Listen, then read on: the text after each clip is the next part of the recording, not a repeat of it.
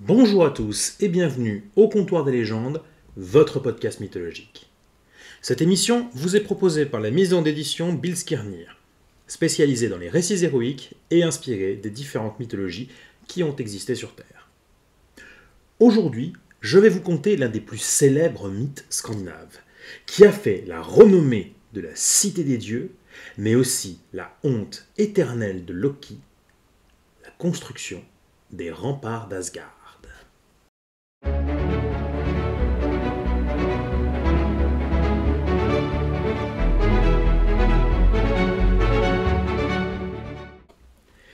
Après la terrible guerre qui avait opposé les dieux As aux dieux Van, Asgard portait encore sur elle les séquelles des terribles combats qui s'y étaient déroulés. Les murs qui protégeaient la cité n'étaient plus, et, bien que la paix fût partie pour être durable, la ville divine n'était plus en sécurité. Odin, ainsi que les autres dieux, n'y prêtaient pas spécialement attention. Thor était souvent présent, et, grâce à sa force et son puissant marteau Mjolnir, il était bien apte à repousser les géants qui tentaient de s'infiltrer dans ce royaume. Tant qu'il était là, Asgard était en sécurité. Or, il fut un jour où le dieu du tonnerre dut s'absenter, partant en quête en Jotunheim.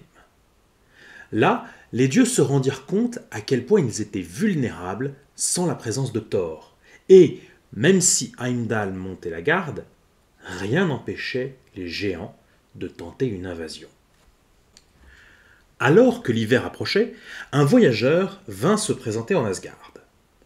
Accompagné de son cheval, le visage masqué par une capuche, il demanda l'hospitalité pour la nuit et un repas chaud. Comme il est de coutume, Odin l'invita à sa table. L'étranger le remercia et profita du repas en compagnie du roi des dieux. Mais il ne put s'empêcher de remarquer que la cité était bien vulnérable, sans Thor pour la défendre. Odin sentait le piège et lui demanda où il venait en venir. « Là d'où je viens, on me nomme le maître bâtisseur. Voici mon offre. En 3 saisons, je pourrai bâtir des remparts imprenables pour protéger Asgard. »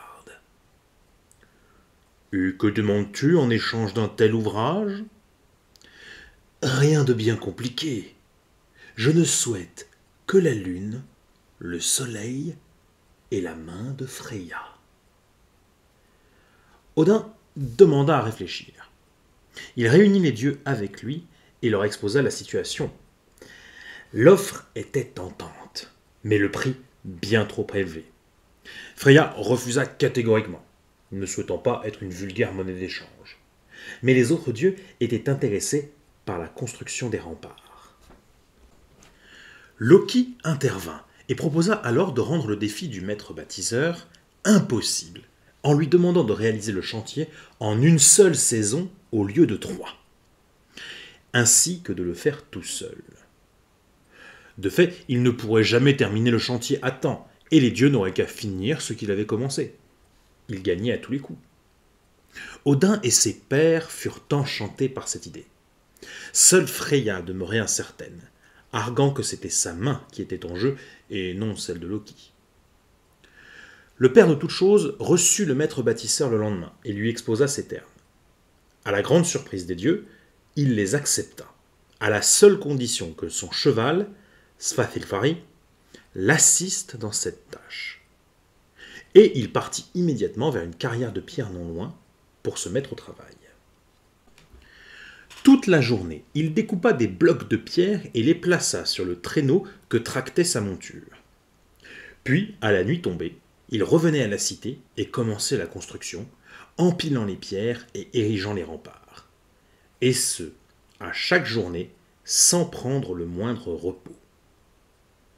À la fin du premier mois, le tiers des murs était terminé. Mais les dieux n'étaient pas inquiets.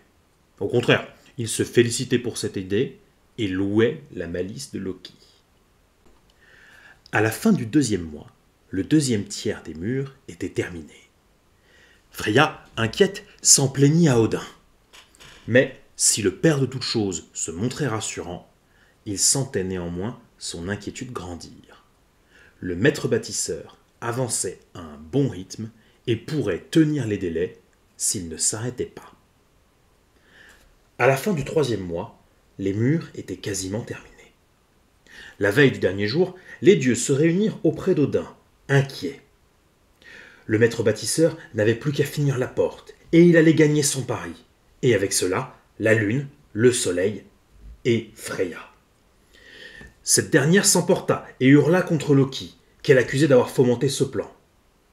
Les dieux se retournèrent contre lui, et Odin exigea, vu que c'était son idée à l'origine, de trouver une solution à ce problème. Heureusement, Loki ne tarda pas à trouver un plan. Il se métamorphosa en une splendide jument en chaleur et s'en alla auprès du maître bâtisseur et de son cheval. Là, attiré par les phéromones, l'étalon Svafilfari ne put se retenir. Malgré les ordres de son maître et ses coups de fouet, il s'enfuit et partit à la poursuite de la jument, laissant le constructeur seul avec son traîneau. Furieux, il tenta tout de même de finir son ouvrage. Il ne restait plus que quelques troncs à porter, après tout. Il les chargea sur le traîneau et tenta de le tirer jusqu'au chantier. Hélas, sans son cheval, il n'avait pas la force nécessaire.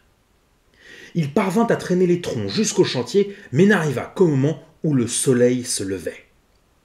Le délai était écoulé. Odin, au petit matin, vint le voir accompagné des autres dieux et lui fit remarquer qu'il n'avait pas remporté son pari. Il n'obtiendrait donc rien en retour de la part des Ases. Le maître bâtisseur, furieux, retira sa capuche et révéla alors sa véritable nature. Il s'agissait en fait d'un géant. Puissant mage et guerrier, il s'apprêtait à écraser le père de toutes choses lorsque le tonnerre retentit. Thor revenait de son voyage. Apercevant le géant qui menaçait les siens, le dieu du tonnerre ne perdit pas un instant. Il arma son bras de toutes ses forces et lança son marteau, Mjolnir, droit vers le crâne du géant, le brisant sur le coup. Ainsi, les dieux n'eurent qu'à finir le travail du maître bâtisseur, et Asgard fut à nouveau en sécurité. Tous s'étonnèrent cependant de la disparition de Loki. On ne le vit pas pendant des mois, jusqu'à ce qu'un petit matin de printemps, il ne fasse son apparition devant les murs, accompagné d'un jeune poulain à 8 jambes qui gambadait à ses côtés. Loki offrit le poulain à Odin pour qu'il devienne sa monture lorsqu'il serait adulte, et déclara qu'il s'appelait Sleipnir. Quant à ses origines ou aux raisons de son absence, le dieu fourbe resta mystérieusement silencieux à ces sujets, ne souhaitant jamais répondre aux questions qu'on lui posait. C'est ainsi que furent bâtis les murs d'Asgard, protégeant la cité des dieux jusqu'au Ragnarok. J'espère que cette histoire vous aura plu et vous aura fait rêver. N'oubliez pas que vous pouvez toujours me soutenir en vous abonnant à l'émission et en partageant vos avis et vos retours en commentaire. N'hésitez pas non plus à la partager autour de vous, aussi bien après une dure journée de labeur qu'un soir au coin du feu. Si vous souhaitez en savoir plus sur mon travail et découvrir des histoires centrées sur les mythologies et reprenant les thèmes et motifs des grands récits d'autrefois, rendez-vous sur le site billskirnir.fr. En attendant, je vous dis à bientôt au comptoir des légendes, et n'oubliez pas que c'est mené par nos histoires que nous dirigerons notre avenir. Bonne journée.